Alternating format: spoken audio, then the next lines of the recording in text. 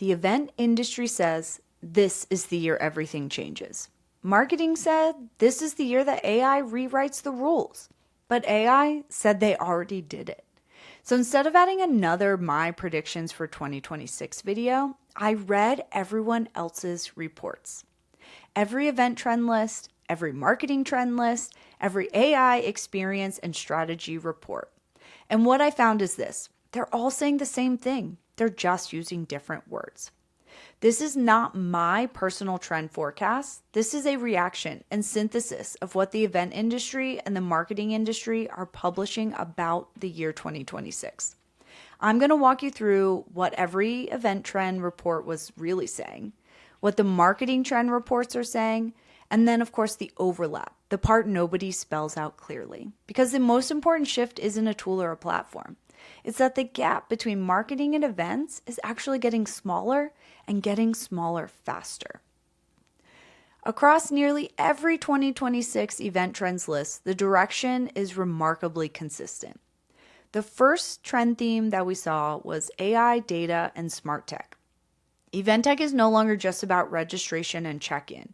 AI is being used for site selection, agenda design, attendance and demand forecasting, pricing and capacity planning, and vendor coordination, to name a few. The goal is automation for its own sake. It's better decisions earlier in the process.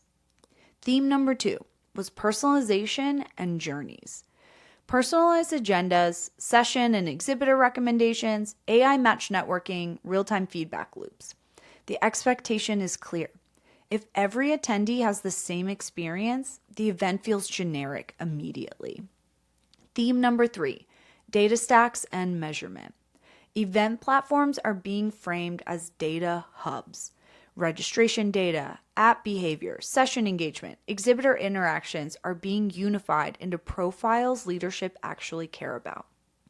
Events are becoming one of the strongest sources of first-party data that organizations have. But that only works if all that data can actually be seen, connected, and understood from one place.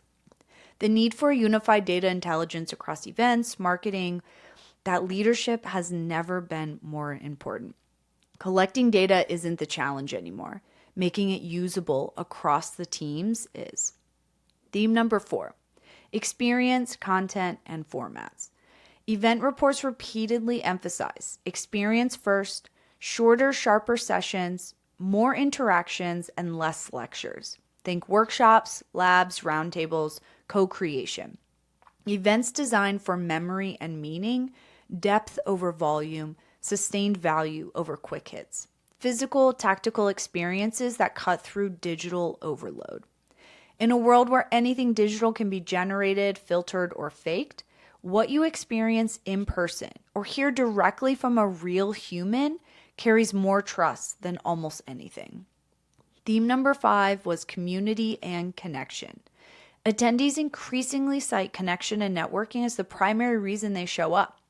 Smaller, more intentional communities are outperforming massive generic audiences. The live moment becomes an anchor, not the entire relationship. And lastly, theme number 6, economics and ROI. Costs are still rising, and that's driving outcome-based design. Think more sophisticated sponsorship models and a stronger pressure to show ROI and impact. Events are being designed backwards from the outcomes, not from traditions. So now let's take a look at the themes from the marketing list, because these themes are surprisingly parallel.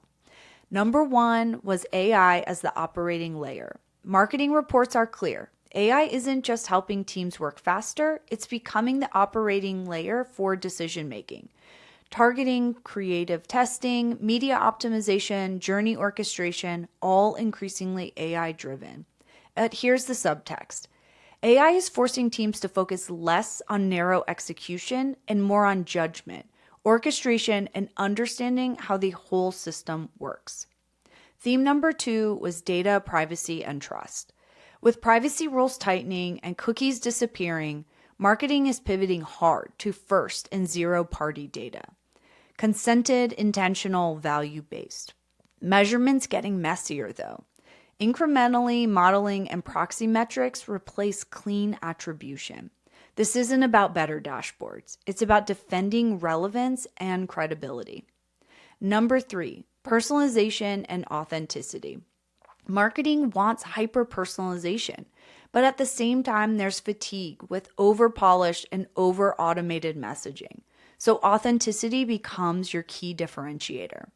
Sharing real insights up front, human oversight, and real stories.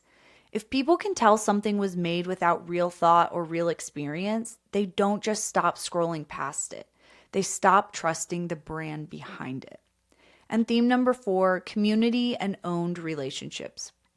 Marketing trends increasingly emphasize micro communities, owned platforms, and leadership, employee, and creator voices because rented attention is expensive and becoming unreliable. Durable relationships matter more. Theme number 5, brand equals experience, not a department. Marketing trend reports are also making one thing clear. Brand isn't a department anymore. It's the sum of every interaction someone has with your organization across sales, support, product, leadership, and events. In the world where AI surfaces opinions, reviews, and recommendations from everywhere, inconsistencies show up fast.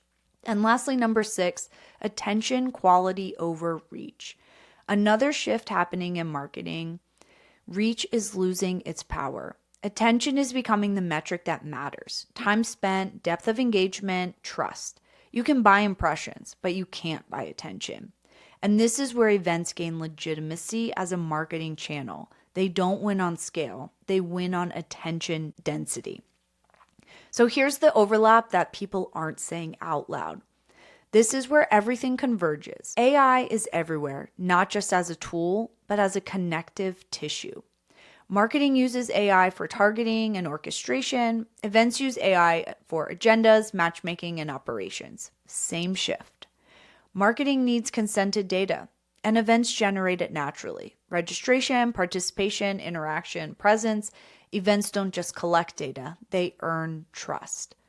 Marketing personalizes across channels and accounts. Events personalize in physical and virtual spaces. Different environments, geographies, and contexts, but the same expectation. Marketing wants long-term engagement. Events create belonging. The overlap is year-round systems, not one-off moments. This is why events matter more. They're one of the few places where brand intent and brand reality meet in real life. Marketing needs authentic stories, and events produce them. Sessions, conversations, and moments become reusable assets across the entire content ecosystem throughout the entire year. Marketing faces pipeline accountability, events face costs and sponsor pressure. Both are being pushed toward performance-driven design. But here's the real takeaway hiding inside all of these reports and overlaps. The gap between marketing and events is getting much smaller. The teams are less siloed. The future belongs to teams that stop arguing about ownership and start designing the whole system together across channels, communities, and moments. One unified experience, one shared data spine, one set of outcomes designed around real people and not metrics. If you're planning for 2026 and realizing the old lines between marketing and events just don't make sense anymore, that's exactly the work we do at M Squared Dynamics. And if you want to hear how leaders across events, marketing, and tech are navigating the shift in real time, that's the conversations we have at Event About It podcast. Links are below. Choose what you need next. Well, these are the 2026 trends. None of them matter on their own, though. What matters is what you do with them. It matters how you design experiences, how you connect data, how you align your teams.